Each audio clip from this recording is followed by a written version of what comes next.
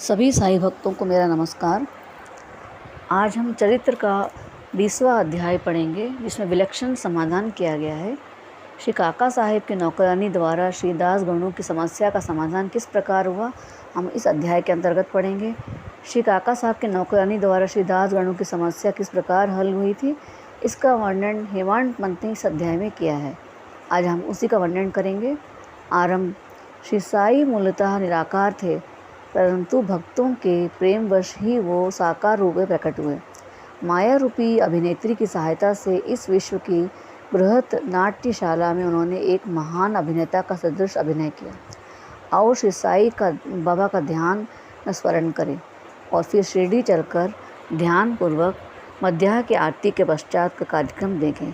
जब आरती समाप्त हो गई तब श्री साई बाबा ने मस्जिद के बाहर आकर एक किनारे खड़े होकर बड़ी करुणा तथा प्रेम पूर्वक भक्तों की उदी देकर वितरण की।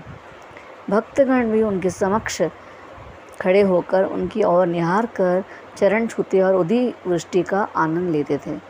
बाबा दोनों हाथों से भक्तों की उदी देते और अपने हाथ से उनके मस्तक पर उदी का टीका लगाते थे। बाबा के हृदय में भक्तों के प्रति असीम प्रेम था। वे भक्तों को प्रेम से संबोधित करते थे, ओ भाऊ, अब आओ भोजन करो। अन्ना, तुम भी अपने घर जाओ।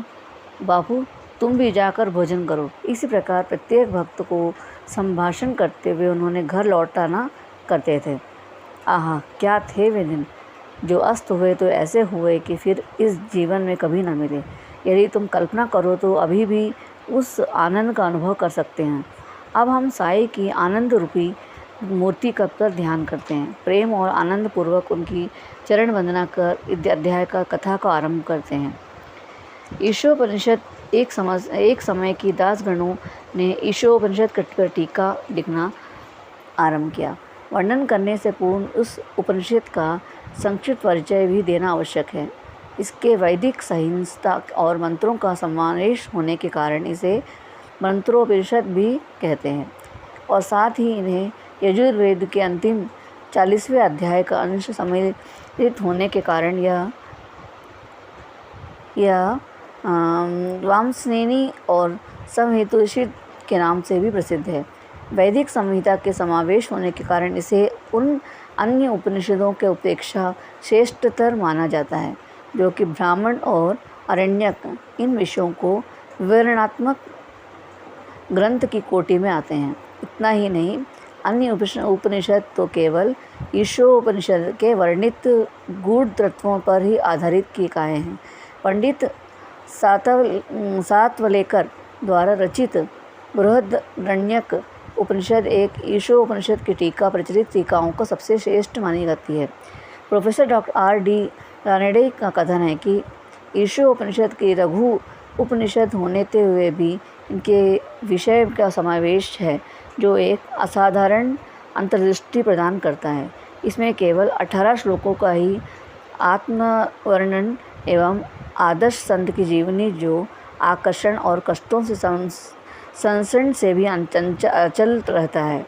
कर्मयोग के सिद्धांतों के प्रतिबिंब, जिसका बाद भी सूत्रकरण किया गया है, तथा ज्ञान और कर्तव्य के पोषक तत्वों का वर्णन है, जिसके अंत में आदर्श, चमत्कारिक और आत्म संबंधी गूढ़ तत्वों का संग्रह है।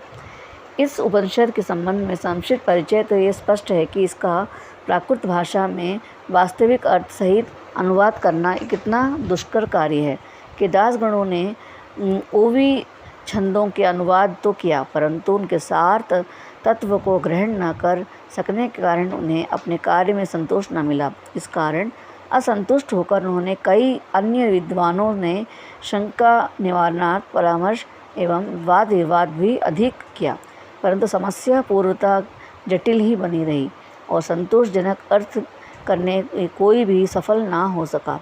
इसी कारण श्री दासगणों बहुत ही असंतुष्ट हुए। केवल सद्गुरु ही अर्थ समझाने के सामर्थ्य थे। यह उपनिषद वेदों के महान और विवरणात्मक सार है। इस अस्त्र के प्रयोग से जन्म मरण के वचन छिन्न भिन्न हो जाते हैं और मृत्यु की प्राप्ति होती है। अंततः श्री दासगणों का विचार आया कि जिसे आत्म साक्षात्कार हो चुका हो, केवल वही इस उपनिषद का वास्तविक अर्थ कर सकता है। जब कोई भी इसकी शंका का निवारण ना कर सका तो उन्होंने शिरडी जाकर बाबा के दर्शन करने का निश्चय किया। जब उन्होंने शिरडी जाने के शुभ अवसर पर प्राप्त हुआ तो उन्होंने बाबा से भेंट की हुई चरण वंदना करने के पश्चात उपनिषद में आई हुई कठिनाइयाँ उनके समक्ष रखकर उनसे हल करने की प्रार्थना की। श्री साईं बाबा ने आशीर्वाद देकर कहा कि चिंता करने की कोई आवश्यकता नहीं है, इसमें कठिनाई ही क्या है। जब तुम लौटोगे तो विले वार्ता के काका दीक्षित की नौकरानी तुम्हारी शंका का निवारण कर देगी। उपस्थित लोगों को जब ये वचन सुने तो सोचने लगे कि बाबा केवल विनोद ही कर रहे हैं। कहने लगे कि क्या एक अशिक्षित नौकरानी भी ऐसी जटिल समस्या हल कर सकती है। परंतु दासगणों को तो पूर्ण विश्वास था कि बाबा के वचन कभी असत्य नहीं निकलते, क्योंकि बाबा के वचन के साक्षात ब्रह्म वाक्य ही हैं। काका के नौकरानी। अब हम काका के नौकरानी के वर्णन करेंगे। बाबा के वचनों के पूर्ण विश्वास कर वे शिरडी में विले वार्ता के पहुंचकर काका दीक्षित के वहाँ ठहरे। दूसरे दिन दासगणों सुबह ही मीठी नींद का आनंद ले रहे थे, तभी उन्हें एक निर्धन बालिका ने सुंदर गीत का स्पष्ट मधुर स्वर में सुनाई पड़ा। गीत का मुख्य विषय था एक लाल रंग की साड़ी। वह इतनी सुंदर थी कि उस जरी का आंचल कितना बढ़िया था, उसके छोर किनारे कितने सुंदर थे इत्यादि। इन्हें यह गीत अति रुचिकर प्रतीत हुआ। इस कारण उन्होंने बाहर आकर देखा कि यह गांव की एक बालिका जो नानिया की बहन थी, जो काका साहब दीक्षित की नौकरानी है, रगा रही है। बालिका बर्तन मांज रही थी और केवल एक फटे कपड़े में तन ढके हुए थे। इतनी दरिद्र सी परिस्थिति में भी उसकी प्रसन्न मुद्रा देखकर श्री दासगणों को दया आ गई। दूसरे दिन ही दासगणों ने श्री SV प्रधान के निर्णय बालिका को एक उत्तम साड़ी देने की प्रार्थना की। जब राज बहादुर MV प्रधान ने उस बालिका को एक धोती का जोड़ा दिया, तब वह श्रद्धा पीड़ित व्यक्ति को जैसे भागवश मधुर भोजन प्राप्त हो उससे प्रसन्न हुई, वैसे ही उसकी प्रसन्नता का पारावार न रहा।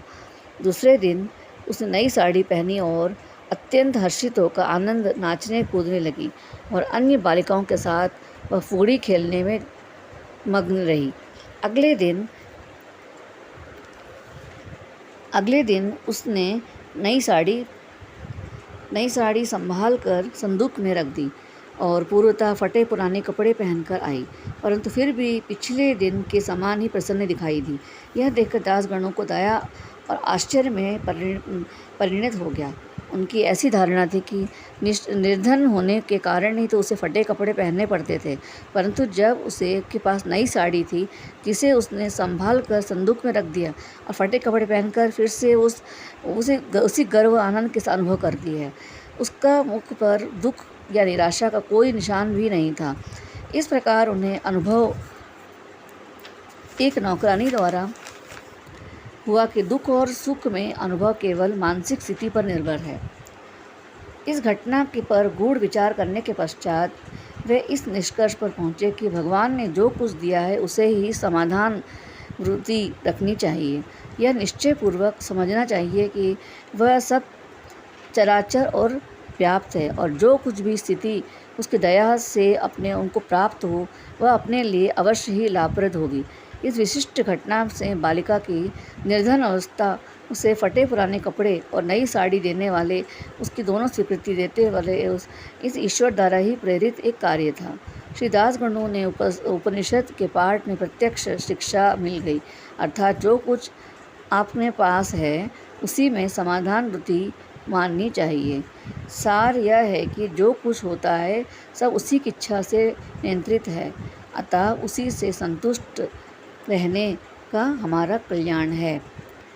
अद्वितीय शिक्षा पद्धति। उपयुक्त घटना के पाठकों से विदित होगा कि बाबा की पद्धति अद्वितीय और अपूर्ण थी। बाबा शिरडी के बाहर कभी नहीं गए, परंतु फिर भी उन्होंने किसी से भी मंछिंद्रगढ़, किसी को कोल्हापुर और सोलपुर साधनाओं के लिए भेजा। किसी को दिन में या किसी को रात्रि में दर्शन किए, किसी को काम करते हुए, किसी को निद्रा अवस्था में दर्शन दिए और उनकी इच्छाएं पूर्ण की। भक्तों को शिक्षा देने और के लिए उन्होंने कौन सी युक्तियाँ काम मिलाई, इसका वर्णन करना असंभव है। यह विशिष्ट घटना तो उन्होंने श्रीदास गणु की विलय वार्ता भेजकर वहाँ उनके नौकरानी द्वारा समस्या हल कराई। इसका ऐसा विचार है कि श्रीदास गणु को बाहर भेजने की आवश्यकता ही क्या थी? क्या ये स्वयं नहीं समझा सकते थे? उनसे मेरा कहना यह है कि बाबा ने उचित मार्ग ही अपनाया है, अन्यथा श्रीदास गणु किस प्रकार एक अमूल्य शिक्षा उस निर्धन नौकरानी और उसकी साड़ी द्वारा प्राप्त करते। और इस रचना स्वयं से साईं बाबा ने की थी। मुख्य देन नीति शास्त्र संबंधी उपदेश है। हर्ष की बात है कि इस उपनिषद की नीति निश्चित रूप से आध्यात्मिक विषयों पर आधारित है, जिसका इसमें उरहत रूप से वर्णन किया गया है। उपनिषद का आरंभ ही यही से होता है कि समस्त वस्तुएं ईश्वर के ओतप्रोत है। यह आत्मविश्वास स्थिति का ये है कि उपनिषद और जो नीति संबंधी उपदेश उनसे ग्रहण करते योग्य है वह यह है कि जो ईश्वर कृपा से प्राप्त हो उसी का आनंद मानना चाहिए और दृढ़ भावना रखनी चाहिए कि ईश्वर ही सर्वशक्तिमान है और इसलिए जो कुछ उसने दिया है वहाँ हमारे लिए उपयुक्त है। यह भी इसमें प्राकृतिक रूप से वर्णित है कि पराये धन की तृष्णा की प्रवृत्ति को रोकना चाहिए और सारांश यह है कि अपने पास जो कुछ है उसी में संतुष्ट रहना, क्योंकि यही ईश्वर इच्छा है। चरित्र संबंधी द्वितीय उपदेश यह है कि कर्तव्य को ईश्वर इच्छा समझते हुए जीवन व्यतीत करना चाहिए। विशेषता इन कर्मों को जिसको शास्त्र के वर्णित किया गया है। इस विषय में उपनिषद का कहना है कि आलस्य को आत्मा पर पालन हो जाता है और इस प्रकार निरपेक्ष कर्म करते हुए जीवन व्यतीत करने वाला ही अकर्मकता के आदर्श को प्राप्त कर सकता है।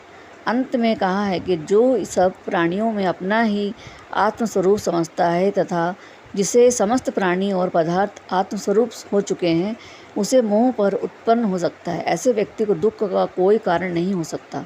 सर्वभूतों के आत्मदर्शन न कर सकने के कारण भिन्न भिन्न प्रकार के शोक, मोह और दुखों में की वृद्धि होती है। जिसके लिए सब वस्तुएं आत्मस्वरूप बन गई हो, वह अन्य सामान्य मनुष्यों के छिद्रान्वेषण क्यों करने लगता है। श्री सद्गुरु साईनाथ परमस्तु शुभम भवतु। ओम साई राम, ओम साई राम, ओम साई राम।